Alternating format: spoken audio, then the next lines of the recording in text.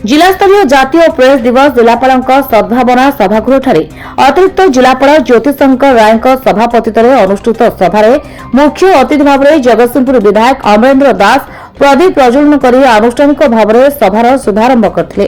सम्मानित अतिथि भाव में उप जिलापाल प्रशांत कुमार तराई, पौर परिषद अध्यक्षा अर्चना सिंह, सूचना और लोक संपर्क अधिकारी प्राटीची तनया महांती, मुख्य वक्ता अंबिका शंकर मिश्र प्रमुख जोगदे सांबादिक मानकर प्रमुख भूमिका किपरि रही एवं साधारण लोकंक मानकर दुख दुर्दशा किपरि प्रशासन पाखरे पहुंचाइबा सहित राष्ट्र गठन में सांबादिक मानक भूमिका संपर्क में अभिभाषण माध्यम वक्तव्य रखिथिले।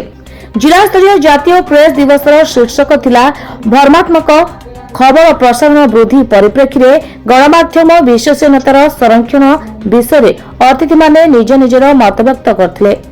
এই দিবস অবসরে সাংবাদিক মানে নিজের অভিভাষণে জেলা প্রশাসন নিকটরে নিজের সুরক্ষা স্বাস্থ্য বীমা রাশি বৃদ্ধি করা এবং জেলার সাংবাদিক ভবন নির্মাণ করা নেই জেলা প্রশাসন নিকটরে দাবি রখিলে। জাতীয় প্রেস দিবস উপলক্ষে অনুষ্ঠিত বক্তৃতা প্রতিযোগিতার কৃতি প্রতিযোগী মানকু ট্রফি এবং মানপত্র দিয়ে পুরস্কৃত করা যাইতলা। आज जातीय प्रेस दिवस हिसाब से सारा भारत वर्ष रे पालन करा जाउची। ता भितर हम जगतसिंहपुर सदर महकुमा रे ए कॉन्फ्रेंस हॉल दिवस पालन करा जाउची। मु आशा करी निरपेक्षतार सहित स्वच्छतार सहित संवाद परिवेषण हब एवं ये परिवेषण स्वच्छता आने सरकार गोटे बड़ भूमिका था।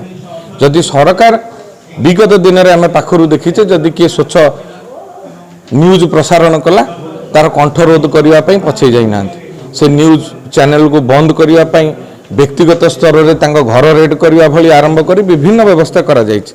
किंतु ये हूँ लोकंर सरकार मोहन माझी सरकार। आपण निश्चित रुहतु कहारी संगे पक्षपातिता करा जीव नहीं, पातर अंतर करा जीव नहीं। सांबादिक मानू सरकार यथेष्ट सम्मान दे आसी आगामी दिन में देवे बिना अंकुशरे बिना चापरे ये स्वच्छता आपण माने परिप्रकाश करेंगे ये आशा विश्वास हम रखुଛୁ। जगतसिंहपुर वैष्णव राउलଙ୍କ रिपोर्ट मोडिशा टीवी।